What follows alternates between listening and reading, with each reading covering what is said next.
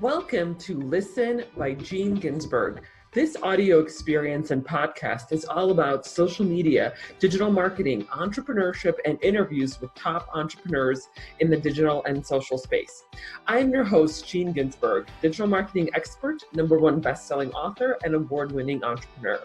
I will be sharing with you strategies, tips, and tactics on how to grow your business and your social media following. Thanks for listening.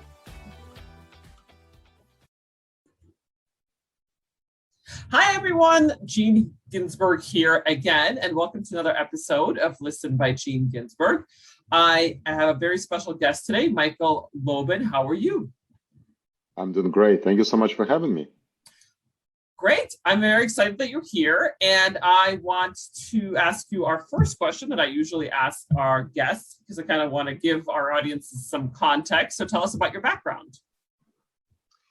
Absolutely. So I started in the digital marketing space maybe about 15 years ago. And first it was marketing, advertising, and then we started to notice that there was a lot of interest, not just in how to run advertising or social media campaigns, but there was a big interest in how do we actually measure the success of it. If it's hard to recall exactly what was going on 12, 15 years ago, but I remember everyone was all over Twitter. People obviously still are. Twitter advertising, social media advertising was certainly not a constant. It was just something that organizations tried. Running a campaign on Twitter was meant that you're ahead of many others. And people started to begin asking questions. Well, okay, so I'm going to do all of this, but how will I actually measure it? And about 10 years ago, I started to spend a lot more time in measurement, analytics space, and helping organizations measure how well their campaigns are performing. I joined Infotrust and I've been doing this for the past 10 years. And, over the past 5, 6, 7 years, I've been working with some of the largest retailers, consumer packaged goods companies in the world, most recognizable brands. Whether you're a $1 million business or $100 million business, you typically ask yourself the same types of questions. How can I get more customers? How can I get customers to buy more often? How can I increase average order value? So that's what I spend a lot of my time on. Oh, wonderful. Well, I know that is a big need for the industry, because I feel like even the clients that we engage with, they are not always very organized, I would say, with their analytics. So that is definitely a big need. So tell us about the organization. Sure. Infotrust is a full service digital analytics consulting and technology company, and we work with enterprises on all aspects of digital analytics. So what does it mean? Well, it's data collection, so collecting consumer analytics across different touch points, website, mobile application. It's governance of customer data. So how do we ensure that we collect and manage information in a privacy-centric fashion? And it's business intelligence. How do we integrate and bring data together and then do analysis so it can actually benefit our business? Right. And what kind of adaptability are you seeing? Do you see that most organizations have their analytics pretty organized, or are you seeing that there's a lot of work that needs to be done in this space? It really is all over the spectrum. That was one of the main reasons we decided to write our book, Crawl, Walk, Run, Advancing Digital Analytics Maturity, because we've noticed that companies are in different levels of analytical maturity spectrum. I would say that over the past couple of years, companies started to get much better at data collection and the data integration. Where I still see the gap is what's often called the last mile, is how do we get not just to visualize our data, but to actually make better decisions. I still do not often see when I meet with executives teams or when I present to marketing organizations and ask them, walk me through your decision-making process and where does data fit in. Sometimes organizations still say, well, we have data, but we still a lot of times just feel that this is going to be a right decision, and that's how we make it. So clearly there's still a gap, and that's where I think there's an exciting opportunity is to solve it. Yeah, absolutely. It's so true that organizations still make decisions based on how they feel instead of taking a look at the data and making decisions based on that. So what do you think is the biggest challenge in the industry now? I think it's the last mile is how do we actually build the habit of using analytics on day-to-day basis. I often think of analytics as something that we need to be doing on daily basis to really have this as a habit. Otherwise, it's like going to the gym. You go to the gym once, you might feel good about it, but then you still do not see your long-term changes, right? Then you start doing it 2-3 times a week, then it becomes consistent, and it becomes, well, it's part of who you are, right? You are the type of person who goes to the gym. You are the type of person who enjoys fitness. The same thing applies here, right? We want to help marketers to be the types of marketers that rely on analytics to make better decisions on day-to-day basis. So to me, that's a huge opportunity. I would say that over the past 12 to 18 months, we've also been observing a lot of changes in the regulatory and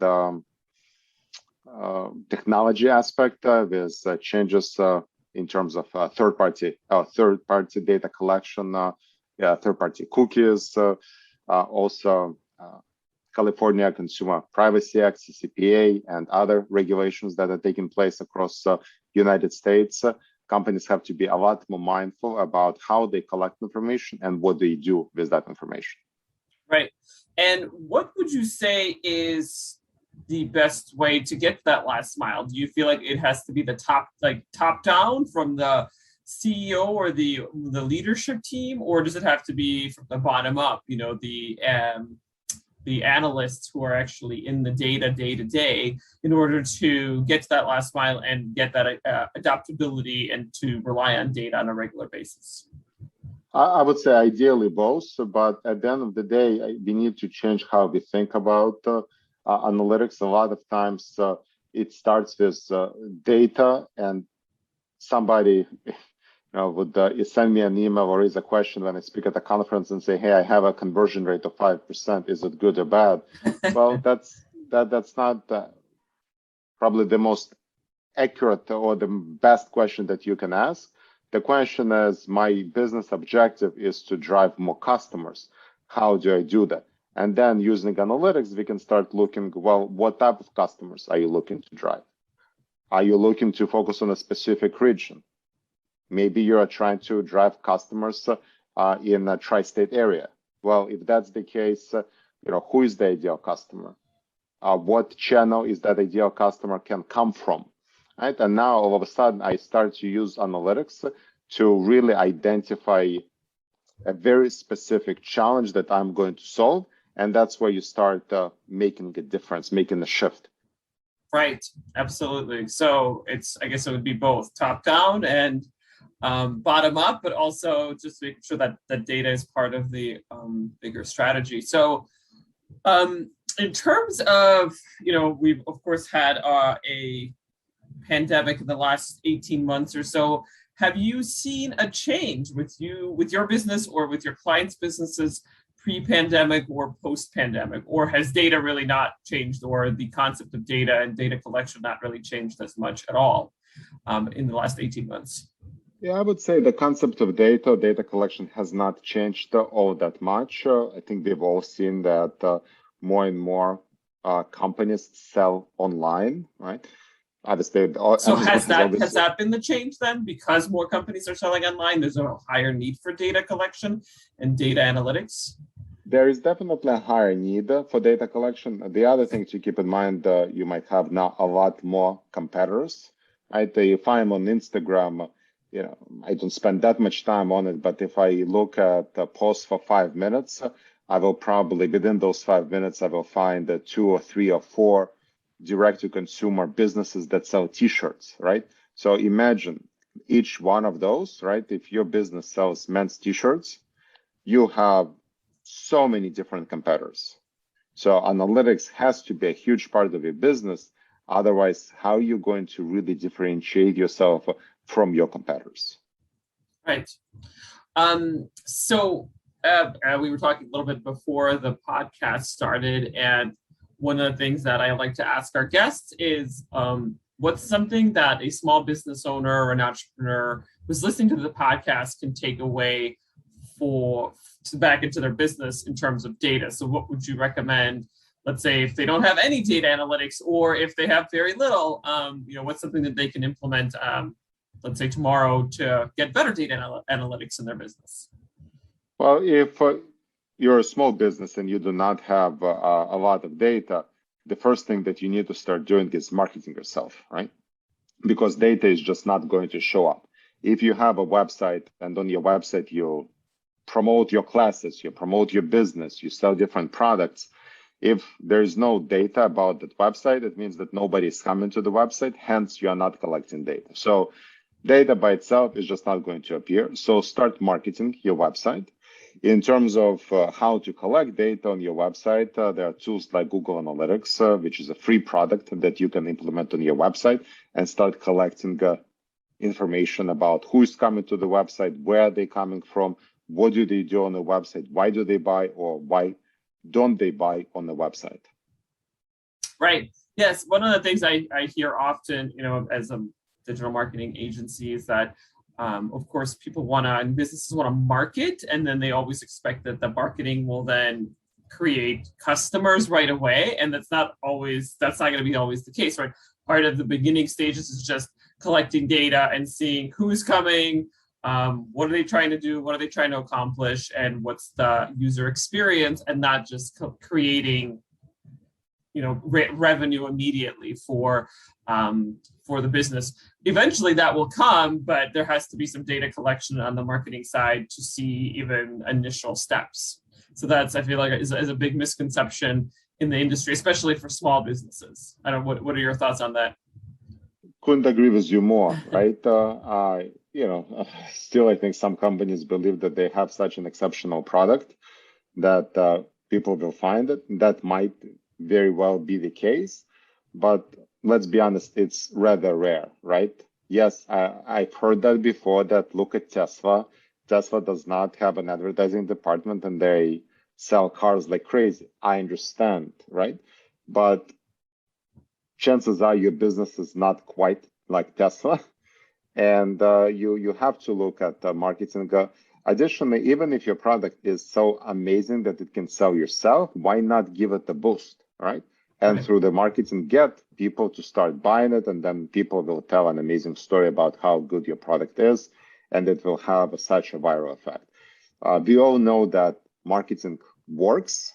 It's just bad marketing doesn't work. And hopefully the use of data analytics can help us minimize wasted advertising resources. Well, I'll actually make a point here that bad marketing does work, and that in the sense that it gives you the data that you need to know that it's bad marketing and that you should change your plan. So there's always a positive to it, right? Even the bad marketing will tell you this is not working, change it, and maybe you'll have better analytics and better data and have better marketing. So there is a benefit. And to that, I would say that look, any campaign that you are launching, you will never know for sure if it is going to work or not.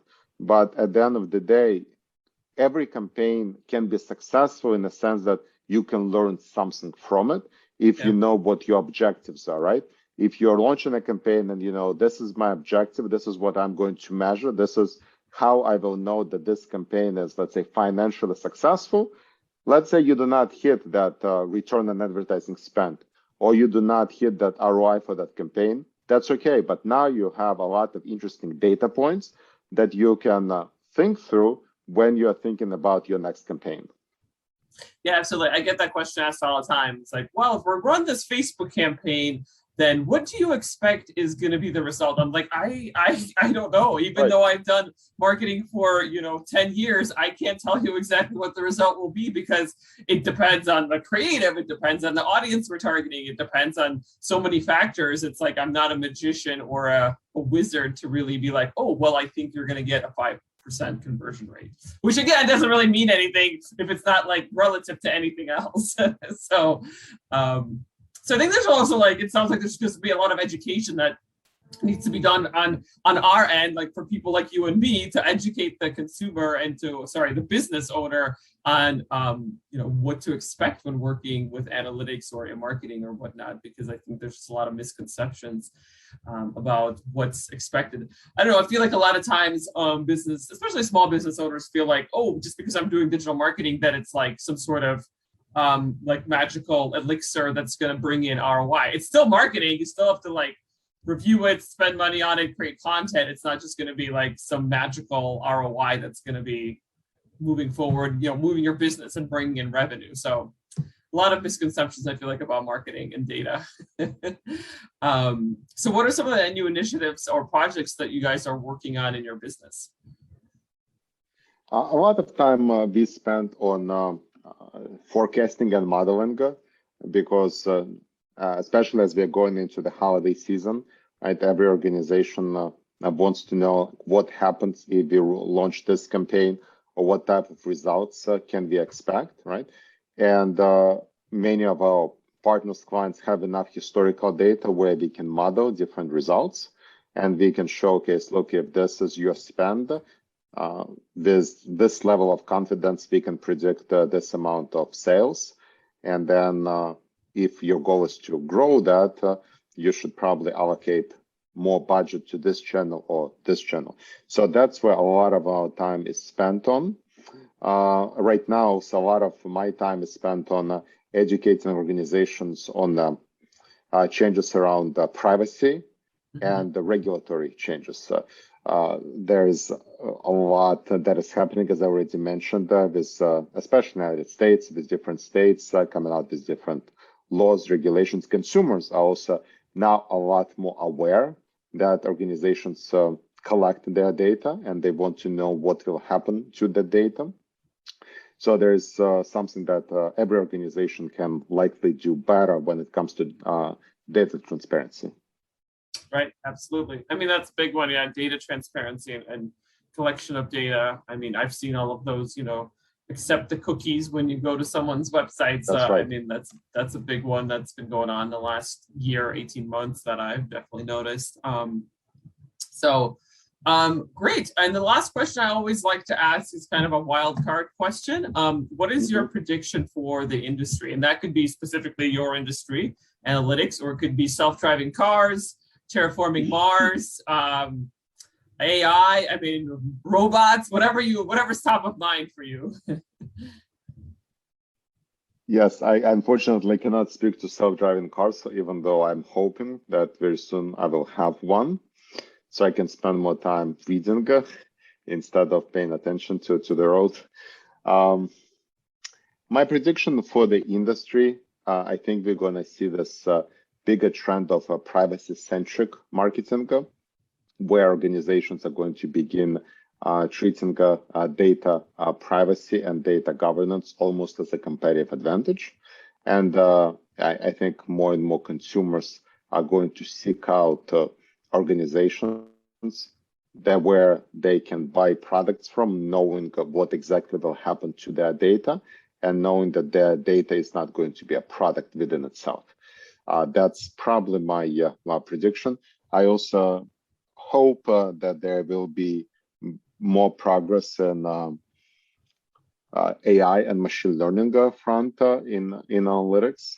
But so far, I've seen very mixed results. I think everyone believes that there is a huge opportunity, especially if you're sitting on a clean and very accurate data set. It should be primed to be analyzed and run through different models. But right now, I have not yet seen business value to come out of this. I think organizations are doing the work, but I have not seen many case studies where a company would say, well, we did this and our campaign ROI, or we've been able to increase average order value as a result of this by factor of X.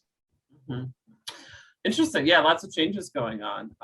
And I'm curious about this prediction and how it will play out over the next, let's say year or a couple of years, and how the data governance will change over time. Because I feel like when the whole data thing started and digital marketing started, it's like it was kind of the Wild West, right? And now we're trying to rein it in more and have more of a framework for it versus just like data everywhere, but not really, not really good places to like keep it or to govern it, I guess, overall. So that's an interesting prediction. So awesome. Thanks so much. Last question is, how can our audience get in touch with you? Sure. The easiest is to probably find me on LinkedIn, Michael Loban. People can check out my book on Amazon. We're now on second edition. First edition was Amazon bestseller. The book is Crawl, Walk, Run, Advancing Digital Analytics Maturity with Google Marketing Platform. And if you want to check out my blog, you can find it on the company website, Infotrust.com. Great. Thank you so much for being here. My pleasure. Thank you for having me.